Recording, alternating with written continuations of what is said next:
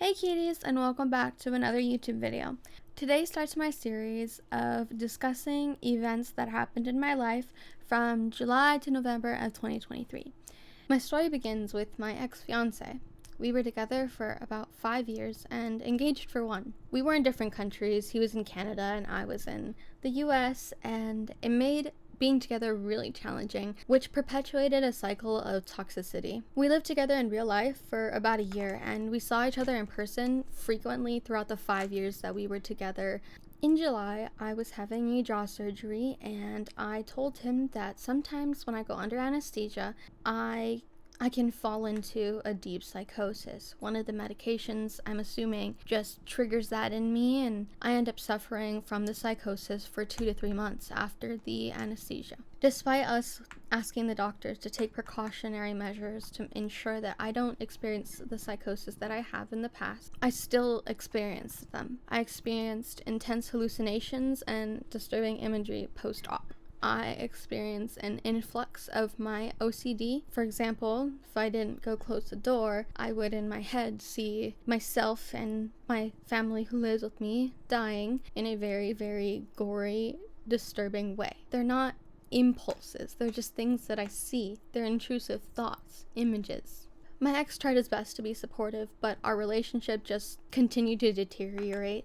Every single day that I was recovering from my jaw surgery, I was crying, which perpetuated my pain and made my psychosis grow even stronger. At this time, my mouth was also wired shut, so I couldn't even communicate myself properly, so we would fight primarily through him yelling at me and me texting my responses. Even while I was recovering from my jaw surgery, I was trying to plan to go to TwitchCon, something I had been thinking about ever since I went in 2018, I want to say. And at this time, I was streaming very frequently. I was really on my grind, on my content grind. My TikTok was doing well. My Twitch channel was doing well for me. I'm not a Twitch partner. I don't have many followers, but in my opinion, I was doing well for myself. I had made a bunch of networks and connections, and I connected with a Twitch user, Malik_04. Her and I started talking, and I asked her if she was going to TwitchCon. She said she was, and we made plans to perhaps stay at an Airbnb together. She had a bunch of other people that she was wanting to invite, and I was so excited. My one condition was, hey, can I bring my boyfriend? Because, like I said, my ex-fiance and I were extremely toxic, on and off again, like a light switch. We ended up coordinating an Airbnb with Malik, her mod Alex, and Malik's brother. And everything was fine for a while. The plan was in motion.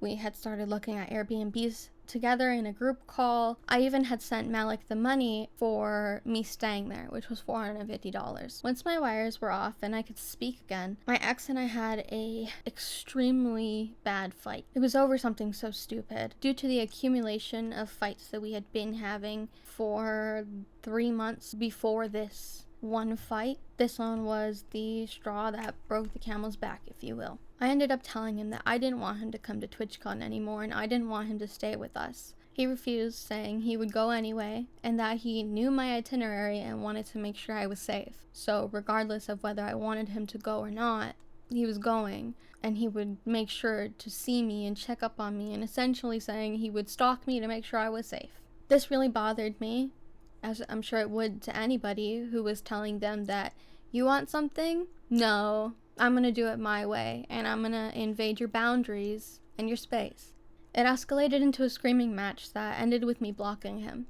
We continued the conversation communicating through email, where he insisted on going to TwitchCon regardless of whether I had him blocked, I didn't want him to go, we were broken up, whatever. And not just to go to the con, but to check on me. In anger and frustration, I told him if he showed up to TwitchCon, I would kill him.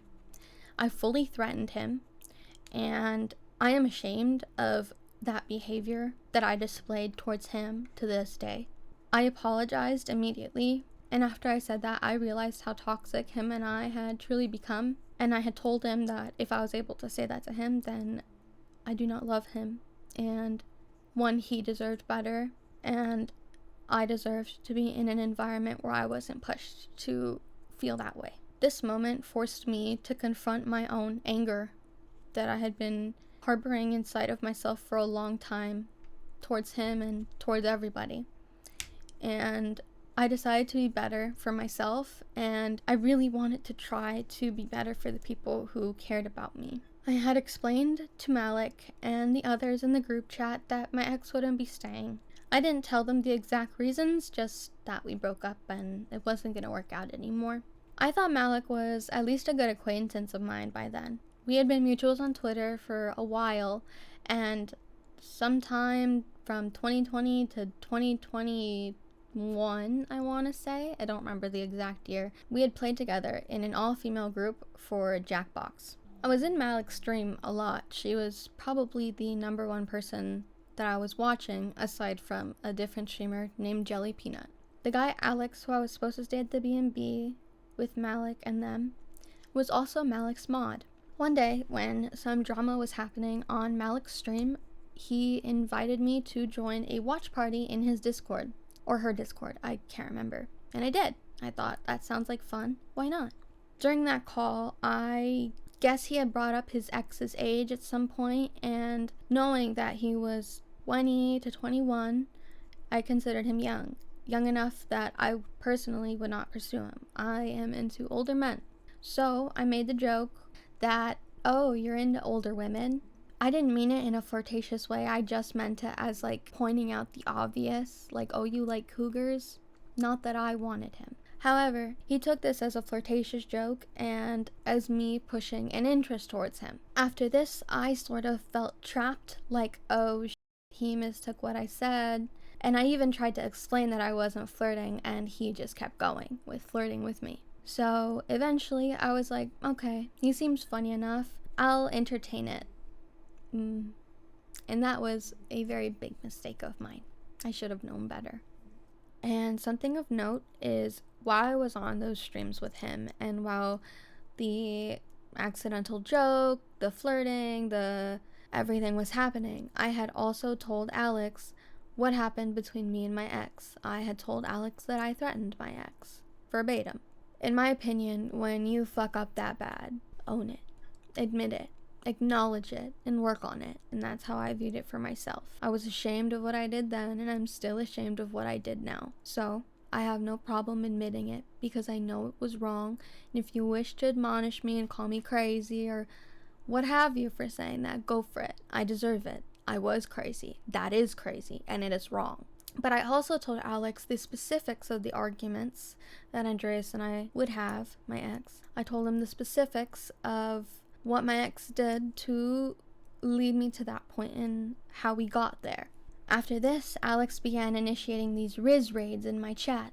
At this point, I was doing an $1,000 for 1,000-hour live stream, where I was trying to stream for 1,000 hours straight, including sleeping on stream. These Riz raids that he would do on my stream were pushing the idea that him and I should get together. Every time he would raid my stream, I felt like I couldn't just be like, dude, I'm not interested in you, please get the message already. I was too focused on entertaining to deal with him at that time. One day, I got in contact with my ex, can't remember how, and he told me that if I ever spoke about him again on stream, on anyone's stream, that he would ruin my life. That he would go to all of my friends, everyone I knew, and tell them everything bad I've ever said. Some of it was real things that I said and did, and some of it was just stories he was trying to paint. I listened to him and I took his threat seriously. I tried to stop talking about him. And that's when I met Aimbach. One day, I was doing my workouts because the streams would go like this. I would work out in the morning on stream. I would take a shower. I would come do my makeup, and we would play games. So he came in the morning while I was doing my morning workout, and we started talking about Overwatch and Overwatch streamers, and he started telling me that he was a well-known content creator, like that he knew all these people, yada yada yada. I asked him, does he know Jelly Peanut? Because I'm a really big fan of Jelly Peanut. Aimbach said he did, and I said, that's really cool, I have a big crush on him. At the time, I had a celebrity crush on Jelly Peanut. It wasn't some fucking parasocial shit where I thought we were dating, where I thought I knew him. No. I fully understood that I didn't know him. So much so that when Aimbach offered to introduce Jelly and myself, I said no. Mind you, at this point in time, Jelly Peanut and I were mutuals on Twitter. And from this, Aimbach and I started playing together. We started talking more and more, and I had been talking to Aimbach, a guy who I will call P, and a guy who I will call R. P was displaying some very strange behaviors. He was getting very possessive of me one day on one of my off days from stream, because streaming that much sometimes would get to me, so I didn't really keep my promise of going 1,000 hours straight. Sometimes I would turn it off and just come back in the morning after I slept.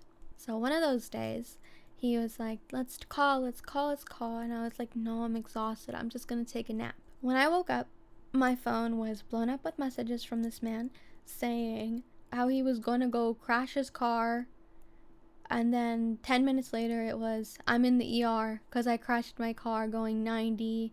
I'm in the hospital right now. All of these things that just seemed very strange. And there was a couple more weird, controlling, sort of lying behaviors that he displayed, such as potentially lying about how much money he made. Like I said, I was talking to 3 guys, and these guys would sometimes make flirtatious comments in my chat that I wasn't necessarily opposed to, because I liked the attention. What can I say? Something that would frequently start happening once I met Aimbach was Aimbach would say something, not even necessarily flirtatious, just nice, saying, you look pretty today, right? And all of a sudden, P would start bombarding the chat with his newest business deal, how much money he's been making, what he just bought. He was saying, oh, I just bought a marijuana farm. And by this point, I was like, okay, I love the attention of being flirted with and being called pretty, but like, please stop fucking bragging about your finances to people who are interested in me just to like one up them and be like, I'm better. Mind you, this is how many gifted subs, okay? This is how many. Not that I expect gifted subs or expect people to give me money. However, if you're bragging about your money to the girl who you're trying to get with, put your money where your mouth is, or stop using your fucking keyboard warrior fingers to lie. That's how I felt about it. I also was friends with people who knew this guy, and I needed to find a way to stop talking to him, but maintaining the friendship that I had with the other person, while also ensuring that this man would not become a parasocial viewer or a stalker, because genuinely, there was a lot more from what I said. The behaviors he displayed were very scary to me. And I hardly knew him. I knew him for maybe 3 days by this point. So, for the past 5 years, whenever I ran into a person like this, I would talk to my ex. My ex was always very good at conflict resolution, not with me, but with situations that I was in. He understood the way that men think because, I don't know, he's a guy, and I just trusted him so deeply. So I reached out to my ex, even knowing he threatened me. I was like, he's not gonna do it. No, he's not gonna do it. Just like how I threatened him. I knew I wasn't gonna do it, and I was like, he's not gonna do it. Like, I'm just gonna, like, reach out to him again, right? So I reached out to him, and I let him know the situation with P. I let him know that this guy was being really, really weird to me, and that I needed some help. So my ex gave me some really great advice that I used, and P eventually did stop talking to me like that and definitely settled down a lot. When I reached out to my ex about P, I also was talking to my ex about the Riz raids that Alex was doing and how they made me uncomfortable. And I was very angry at Alex, and I was very irritated with him by this point because it had been going on for a few weeks, and he kept trying to meet up with me in person and hang out in my pool, even though I was saying like, no, like I was trying to like very nicely say like, that's not gonna happen, I'm not interested, like that. But he wasn't getting the hint, and I was very frustrated, and he kept raiding me with these people who made me feel pressured to be with him, and knowing the fact that I was gonna be at the B&B with him was a lot. So while I was upset with him, I didn't want to hurt his feelings, and I didn't want to put myself in any kind of danger if I was to go to the B&B. So given that he has misogynistic jokes and he has very interesting ways of looking at women, and to sprinkle it on top, I was doing sex work at this time. I was worried, trying to figure out a way to make it work for everybody. However, I was feeling really, really, really stressed out. And while I was talking to my ex, he had seen me flirting with Alex, and I did kind of want my ex back. So I wanted to let my ex know that Alex ain't shit. So, as a way for me to release my own anger that I was having towards him, I said to my ex that I was sick of his behavior and didn't know how to get rid of him, and I didn't need a baby bitch to suck on my tits because they were heavy enough as they were. This will be more relevant later in the story, but I'm gonna keep telling you about the guys that I was talking to. R was a bit of a player, but overall he was alright. However, R lived in Israel, and girl, let me tell you, I was getting that mother off the second Gaza started bombing them. When I tell you, this man was weighing his shit while sirens were going off. It was the scariest secondhand experience, you know what I mean? I was so worried that he was like gonna be hurt and stuff. I'm just doing what I do. I'm not loyal to anyone if I'm single. Like, I go through talking phases, especially given the fact that I've only known these men a week. I'm not gonna start dating someone in a fucking week, okay? I'm crazy, but that's very crazy. Anyways, it was very obvious that I was interested in these men, but the one who seemed the most kind of normal from all of them, and the one who was the most realistic, was Aimbach, or John. We were talking, and given the fact that I was going to TwitchCon and my ex was not going, I had invited Aimbach, and Aimbach was like, oh, I want to go, but I have to go get my passport, and I have to go get my teeth fixed, all these excuses to not go, including money. And I was like, I'll pay for your flight. This was on stream, by the way, where I was like, I'll pay for your flight, I'll pay for your flight. And like I said, my ex and I weren't on the worst terms, but we were not together. And he saw me say this, and he started calling me. He started spam calling me on my phone. And I was just like, okay, this must be like really important. Like maybe someone's, I don't know, doxing me or something. I don't know. So I answered, and he started telling me that he has a really bad feeling about Aimbach, that from what he learned of Aimbach through chat was that Aimbach has literally hardly done anything with his life, even though he's 35.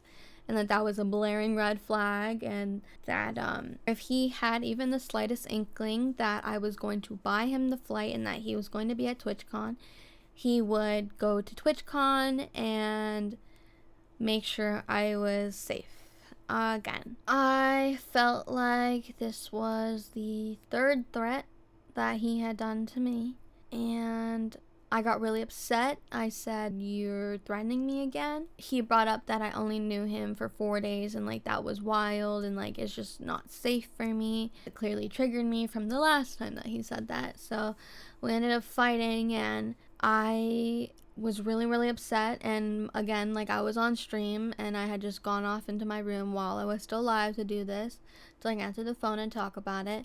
And when I got back, I was very upset, and I think I started ranting about him on stream. I had banned my ex from my chat, and then the Riz raids happened from Alex. He raided me, and I filled him in on the chaos that was happening, because I think I had gotten a big donation, and I was crying and talking about it, and he was like, why are you crying? What are you talking about? And so I explained it to him, because he kind of knew the situation with my ex. And this made my ex really, really angry, because he wanted me to stop talking about him. So with my ex having just seen that Alex had joined, this was his breaking point. He later let me know that he felt like he had no voice, and that makes sense. So in retaliation, he went to Alex and told Alex what I said about him when I called him a baby. This video got too long. Tune in tomorrow for part 2. I'm so sorry.